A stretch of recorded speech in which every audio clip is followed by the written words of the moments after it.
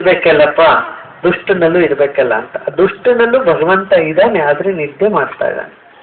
ಆ ನಿದ್ದೆ ಹೋಗ್ತಾ ಇರ್ತಕ್ಕಂಥ ಭಗವಂತನ ಎಚ್ಚರಿಕೆಗೊಳಿಸ್ಬೇಕಾದ್ರೆ ಸಾಧನೆಯ ಲಕ್ಷ್ಯ.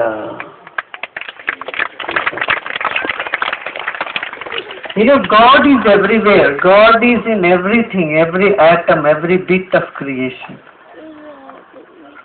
If God is omnipresent, He is also present in bad people, in the cruel people also.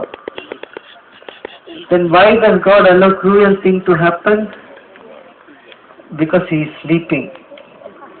Though He is present even in the worst type of people, He is sleeping there, so He has to wake up. If God wakes up, only good happens. If He is sleeping, He lets the not so good thing happen for a little while, not forever. ಮಧ್ಯ ಸ್ವಲ್ಪ English ನಲ್ಲಿ ಹೇಳ್ಬೇಕಾಗ್ತಲ್ಲ, ಅವರೆಲ್ಲ ಪಾಪ bore ಹೋಗ್ಬಿಡ್ತಾರೆ. ಸ್ಕೂಲಿಂದ ಬಂದಿದ್ದಾರೆ ಎಲ್ಲಾರು. ಜೈ ಗುರುದೇವ್. ಆಧ್ಯಾತ್ಮದ ಸಾಧನೆಗಾಗಿ ಸಂಪೂರ್ಣವಾಗಿ ಲೌಕಿಕವನ್ನು ತ್ಯಜಿಸಬೇಕೆ? ಆಧ್ಯಾತ್ಮ ಸಾಧನೆ ಮಾಡುವ ಕಾಲದಲ್ಲಿ ಎಲ್ಲ ಬಿಟ್ಟರೆ ಸಾಧನೆ ಮಾಡ್ತಾರೆ. ಧ್ಯಾನ ಮಾಡಕ್ಕೆ 3 ಸೂತ್ರಗಳು. ಏನು? ನನಗೇನು ಬೇಡ, ನಾನು ಯಾರೂ ಅಲ್ಲ, ನಾನು ಏನು ಮಾಡೋದಿಲ್ಲ. ಈ ಕ್ಷಣ ನಾನು ಏನು ಮಾಡೋದಿಲ್ಲ, ನನಗೇನು ಬೇಡ. ಮೊದಲು ನನಗೇನು ಬೇಡ, ಈಗ ನಾನೇನು ಮಾಡೋದಿಲ್ಲ. ಮತ್ತೆ ನಾನು ಯಾರೂ ಅಲ್ಲ, ನಾನು ಯಾರೋ ಅಂತ ಅನ್ಕೊಂಡ್ರೆ, ನಾನು ಯಾರೋ ಒಬ್ಬ, ನಾನು ಯಾರೋ ದೊಡ್ಡವನು ಅಂತ ಅನ್ಕೊಂಡ್ರೆ ಧ್ಯಾನ ಖಂಡಿತ ಆಗೋದಿಲ್ಲ. ನಾನು ದೊಡ್ಡವನು, ನಾನು ಆಫೀಸರು, ನಾನು ಶ್ರೀಮಂತ, ನಾನು ಬಡವ, ನಾನು ಬುದ್ಧಿವಂತ, ನಾನು ತ್ಯಾಗಿ, ವೈರಾಗಿ, ಅಥವಾ ನಾನು ಸಂಸಾರಸ್ಥ, ಏನು ಅನ್ಕೊಂಡ್ರು ಧ್ಯಾನ ಆಗೋದಿಲ್ಲ.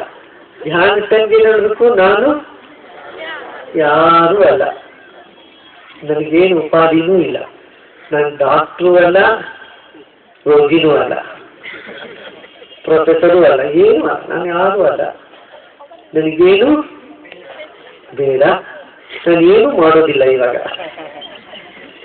ಹಾಗೆ ಆ ಧ್ಯಾನದ ಕಾಲದಲ್ಲಿ ಸಂಪೂರ್ಣವಾಗಿ ಎಲ್ಲವನ್ನೂ ಬಿಟ್ಟು ಧ್ಯಾನಕ್ಕೆ ಕೂತ್ಕೊಳ್ಬೇಕಾಗ್ತದೆ.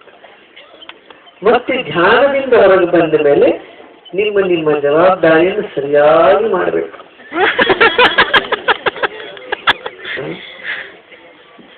ಮನೆಯಲ್ಲಿ ಗೃಹಿಣಿ ಆದ್ರೆ ಸರಿಯಾಗಿ ಅಡಿಗೆ ಮಾಡಿ ಮಕ್ಕಳನ್ನ, ಗಂಡಸರನ್ನ, ಮಕ್ಕಳನ್ನ ಎಲ್ಲರನ್ನೂ ನೋಡ್ಕೋಬೇಕು. ಗಂಡಾಗಿದ್ರೆ ಅವರು ನಿಮ್ಮ ಕೆಲಸ ಮಾಡಿ ಸರಿಯಾಗಿ ನಿಮ್ಮ ಮನೆಯನ್ನು, ನಿಮ್ಮ ಸಮಾಜವನ್ನು ಜವಾಬ್ದಾರಿ ತಗೊಂಡು ಮಾಡಬೇಕು. ಇನ್ನು ಅದಕ್ಕಿಂತ ಒಂದು ಹೆಚ್ಚು ಮೇಲ್ ನೋಡಿದ್ರೆ ನೀವು ನಾಯಕರಾದ್ರೆ, ಸಮಾಜದಲ್ಲಿ ನಾಯಕತ್ವ ವಹಿಸ್ಕೊಳ್ಳೋದಾದ್ರೆ ಇಡೀ ಸಮಾಜದ ಬಗ್ಗೆ ಕಾಳಜಿ ವಹಿಸಬೇಕು. ಮತ್ತೆ ಗುರುಗಳಾಗಿರ್ಬೇಕಾದ್ರೆ ಸಾಧು ಸನ್ಯಾಸಿಗಳಿಗೆ ಅದಕ್ಕಿಂತ ಇನ್ನೊಂದು ದೊಡ್ಡ ಜವಾಬ್ದಾರಿ ಬಂದ್ಬಿಡ್ತದೆ. ಇಡೀ ಪ್ರಪಂಚಕ್ಕೆ ಒಳ್ಳೆ ಮಾಡಕ್ ಹೊರಬೇಕಾದ್ರೆ ಎಲ್ಲಾದ್ರ ಬಗ್ಗೆ ಕಾಳಜಿ ವಹಿಸ್ಬೇಕಾಗ್ತದೆ. ಗೊತ್ತಾಗ್ತಲ್ಲ? ಎಲ್ಲ ಬಿಟ್ಟು ಓಡೋಗೋದಲ್ಲ,